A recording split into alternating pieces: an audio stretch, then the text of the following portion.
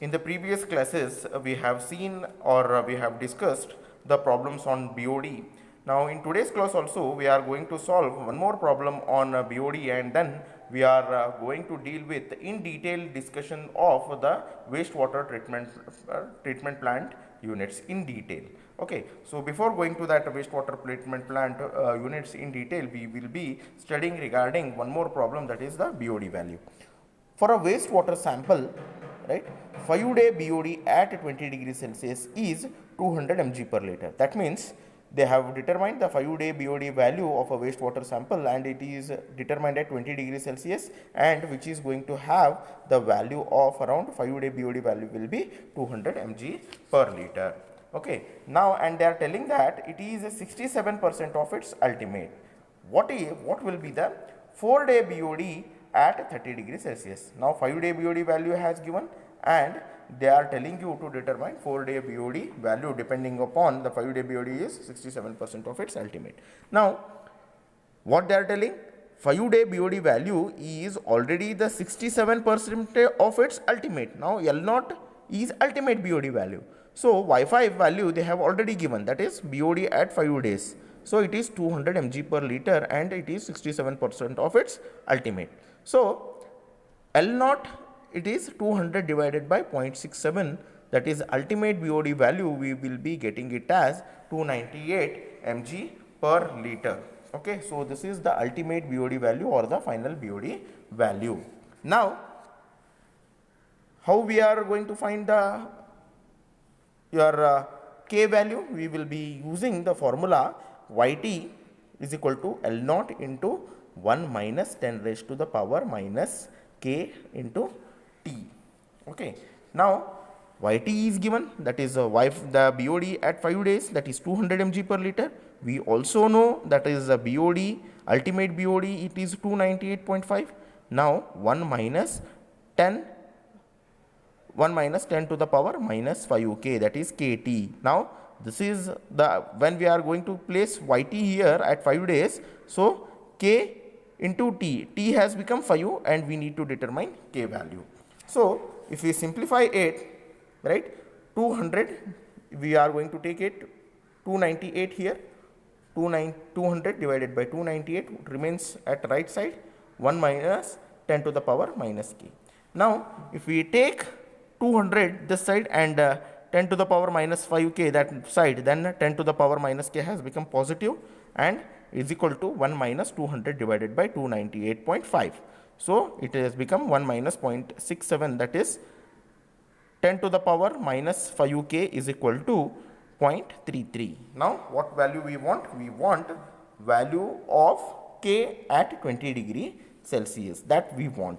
So if we further simplify it, how it will become? Minus 5k, 10 it goes to here, this side, when it comes to this side it will become log to the base 10, 0.33. So if we simplify it, we are going to get it as 0.0487. So k at 20 degrees Celsius, the constant at 20 degrees Celsius value will become equal to 0.0963. Now we will be determining what is K30, right? What is K30? K20 we have already determined from this particular formula. Now we need to determine K30, right? K30, because what they have asked you in problem is, why we have to determine K at 30 degrees Celsius? They have asked you to determine what will be the BOD value, 4-day BOD value at 30 degrees Celsius. So that is the reason why we need to determine K30 first. Okay, so for that reason we are going to do what is the K30 value. So we are having the relation, that is Kt is equal to K20 into theta t minus 20, right? Now K30 we want to determine it. Okay, K30 we want to determine it. So K20, that we have already determined it from this particular formula, right? From this simplification we have already determined K20 value. Now T, right, theta has become 1.056, that the temperature, if it is going to vary in between 20 to 30 degrees Celsius, I have already told you that theta value is going to vary in between it will be around 1.056. So 30, that is 30 minus 20, if we simplify it, then we are going to get K30 is equal to 0.0166 per day. Now what we want? We want the BOD at 4 degrees Celsius. What will be the BOD? Here we need to concentrate. What will be the 4-day BOD at 30 degrees Celsius? This is our problem that we are going to determine it now. Okay, so we need to determine BOD at 4 days. So L0 we already know. Then 1 minus 10 to the power K at 30 degrees Celsius we need to determine, because we need to determine 4-day BOD at 30 degree Celsius. So here L0 we already know from the calculation, 1 minus 10 to the power minus K at K at 20 degrees 30 degrees Celsius we have already determined it. It is 0.167, and what is the T is nothing but 4-day. We need to determine 4-day BOD value. So here your 4-day BOD value will become equal to 233.8 mg per liter.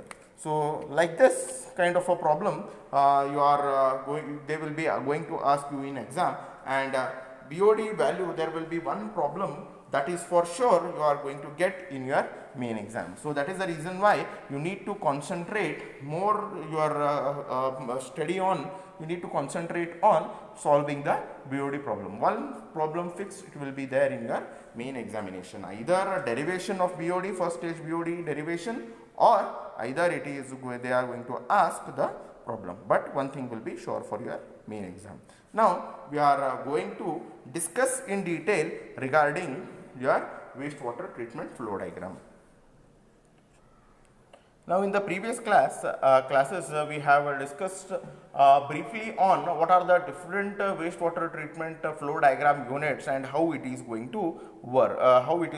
Now in the previous classes we have seen what is the flow diagram of the wastewater treatment plant. Now how it is going to act or how it is going to work in detail, that we are going to study. Now wastewater treatment plant flow diagram is going to be divided into 3 units. Okay, the wastewater treatment flow diagram is going to be divided into 3 units. In that 3 units it is going to be classified as preliminary treatment, primary treatment and secondary treatment. So entire wastewater treatment flow diagram is going to be divided into 3 main subsections, that is the preliminary, primary and secondary treatment. Now preliminary treatment will be having some compartments in it or some units in it, primary treatment will be having some units in it, and secondary treatment it is going to have some units in it. So what are those units that we are going to study in detail along with their working? Now just now you have seen the wastewater flow diagram classification, the main classification of it. Now the preliminary treatment units will be having screens, commutators, grid chamber, detritus tank, skimming tank. Now in this preliminary treatment, what are these, right? What are it work in detail, that we are going to study in the preliminary treatment units. What are screen, what are commutators, what are grid chamber, what are detritus tank, or then what is skimming tank, that we are going to study in detail along with its somewhere it is going to require a diagram, that we along with its diagram that we are going to study. Next is the primary treatment. The primary treatment, it is mainly consist of the sedimentation part, that is sedimentation and the sedimentation coagulation, sedimentation that you have already discussed in your previous your semester, that is water treatment you have already discussed, but we are going to discuss regarding the primary treatment. Next is the secondary treatment. The secondary treatment, we call it as an biological treatment. Okay, we call it as an biological treatment units. So it is going to have the 5 compartments in it. One is a trickling filter, one is a rotating biological contractor, then activated sludge process, oxidation pond, sludge digestive system. So all these things you are going to study in detail in this particular unit, that is in your third unit. You are going to study all these things in detail along with its diagram, working, efficiency, right? All these things you are going to study in detail. Okay, so let us move towards the first treatment unit, that is a screen. But before that we will be seeing again once more we are going to see what are the treatment diagram treatment plant unit consists of all, right. So your treatment plant unit consists of raw water. It is going to be when the wastewater has to be treated, it will go under screens first, then it is going to have here before going to the grid chamber, it is going to go under the commutators, then primary settling tank, then here I have shown activated sludge process. Some of the treatment units may also have the trickling filter and all, it is also going to have. Then secondary treatment unit, here the effluent will go, and here we are going to get it out a sludge over here. So this is how your wastewater treatment diagram will be there. Now out of that we are going to first today we are going to study today regarding the preliminary treatment units, that is screening, the commutators and grid chamber, that we are going to study in detail. Okay. Now we will concentrate our study on the screening part.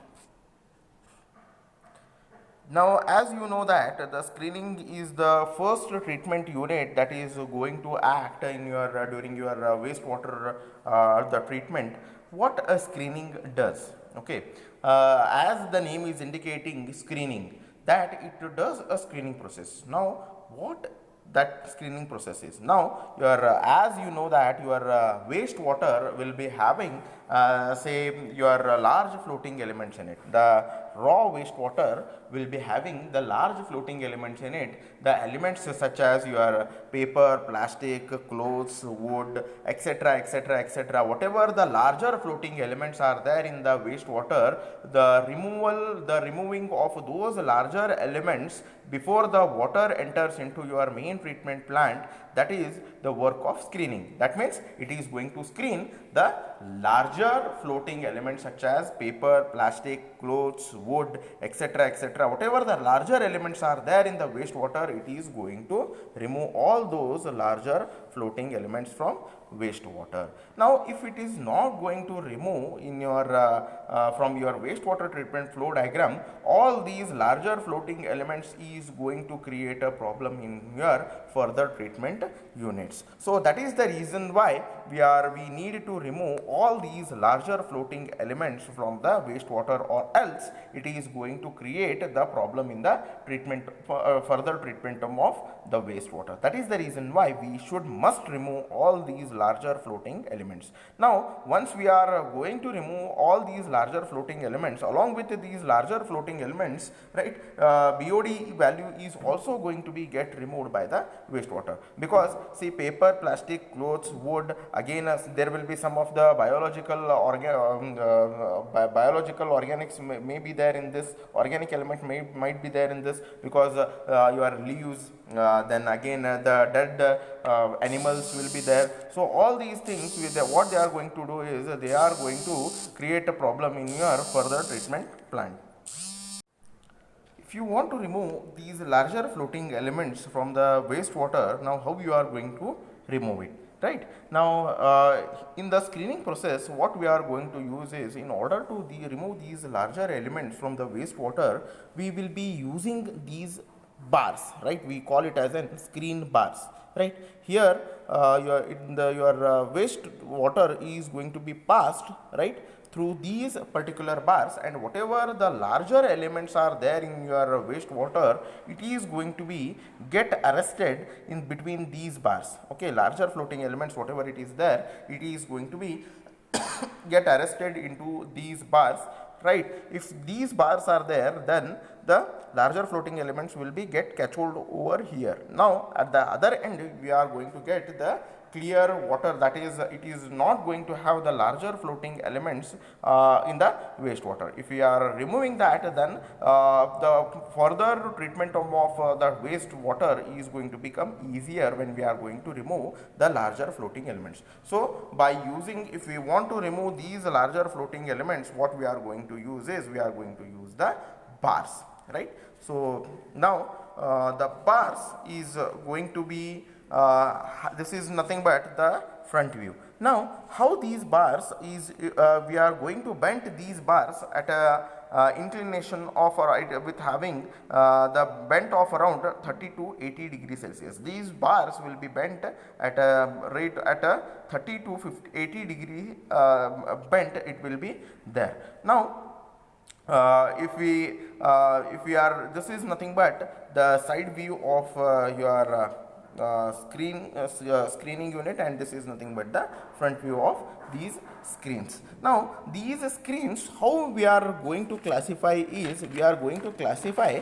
these screens into the three different means, right? By three different means we are going to classify these screens. Okay, we are going to classify these screens into the coarse screen, medium screen and fine screen. Now how we are going to classify it is, the classification of a screens is going to be based on the spacing between the two bars, right? If the spacing between the two bars, this bar will be around the 10 mm thick, this width of this bar will be around 10 mm thick. Okay, now how we are going to classify these screens is basically the classification based between the spacing between the two bars. If the coarse screen, if the spacing of between the two bars is more than 50 mm, then we call it as an coarse screen. If the spacing between the two bars, if it is more than 50 mm, we call it as an coarse screen. If the spacing between the two bars, right, if the spacing between the two bars, if it is going to lie in between 20 to 50 mm, we call it as an medium screen. If the spacing between the two bars is, if it is in between 20 to 60 mm, we call it as an medium screen. Then we call it as a fine screen if we are going to use the perforations in the screen. If we are going to have the perforation, we are going to call it as a fine screen. So this perforation, it is going to have around 1.5 to 3 mm dia, that is going to be there in case of your perforations. Now these screens either maybe we are going to use it in the form of the circular screens are going to be placed in case of your fine screen, right? Now again the velocity that has to be maintained during the flow of your wastewater that is going to be entered during your into your screen is the velocity that we need to maintain around 0.3 meter per second. We need to maintain the flow velocity that has to be maintained during when we are going to enter the wastewater, the 0.3 meter per second of the velocity that we need to maintain. Now whatever the larger floating elements we are going to have, right, we will be constructing the side wall of our the screening units, that where we want to have these screens, we are going to construct it with burnt brick masonry or with the concrete. The side walls of your screening, the screens that we are going to construct it with, either by using the burnt brick masonry or by using the concrete. The cleaning of whatever the larger floating elements that is in between the two screens, if larger floating elements has been deposited, that we are going to remove it by using the hand rakes. Okay, mechanical hand rakes we are going to use. Now what is the efficiency of these particular screens? Okay, the screening we are going to have, it is also going to remove BOD, it is going to remove the suspended solids as well as the bacterial load. The BOD removal efficiency of the screens are in between 5 to 10%, and the suspended solids, it is in between 2 to 10%, and then the bacterial load that it is going to be removed by the screens is around 10 to 20% of the bacterial load is also going to be get removed. Now the dispose whatever the larger floating elements that were present in the wastewater, that is going to be, that has been collected by the screens, that are going to be either disposed by using the burial or by using the incineration process. I think you know what is burial and what is incineration. So this is regarding the screen. Okay, in the next class we will be studying regarding the commutators. Okay, what are commutators and how it is going to remove the large elements which are going to pass through the screens. Okay, so this is regarding your regarding screens, that is the first treatment unit. So in the next class we will be studying regarding the commutators, and we are going to study regarding the grid chambers along with its details, how what are the design factors and all that we are going to study in detail in the next class. Okay, thank you.